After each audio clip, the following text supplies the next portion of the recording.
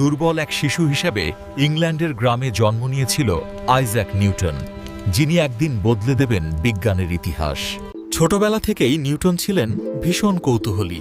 খেলনার চেয়ে বেশি আগ্রহ ছিল জিনিস কিভাবে কাজ করে তা বোঝায়। স্কুল জীবনে তিনি ধীরে ধীরে নিজের কৌতূহলকে রূপ দেন মনোযোগী অধ্যয়ন আর আত্মনিয়ন্ত্রিত শিক্ষায়।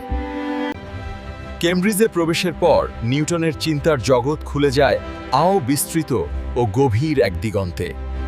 মহামারীর কারণে একা বাড়িতে ফিরলেও এই নিঃসঙ্গ সময়েই জন্ম নেয় তার সবচেয়ে বড় বৈজ্ঞানিক চিন্তাগুলো। আপেল পড়ার দৃশ্য দেখে নিউটন শুধু ঘটনাটি দেখেননি, প্রশ্ন করেছিলেন কেন সবকিছু নিচের দিকেই পড়েছে। এভাবেই তিনি গতি ও মহাকর্ষের সূত্র দিয়ে বুঝিয়েছিলেন পৃথিবীতে পড়ন্ত বস্তু আর মহাকাশের গ্রহ একই নিয়মে চলে। প্রিজমের পরীক্ষায় নিউটন দেখালেন সাদা আলো আসলে একরঙা নয়, বহু রঙের সমন্বয়। তার গ্রন্থ, গবেষণা ও কর্মজীবন নিউটনকে জীবদ্দশাতেই আধুনিক বিজ্ঞানের এক প্রতীক হিসেবে প্রতিষ্ঠিত করল। 1727 সালে নিউটনের মৃত্যু হলেও তার সূত্র, চিন্তা আর আবিষ্কার আজও আমাদের মহাবিশ্বকে বুঝতে পথ দেখায়।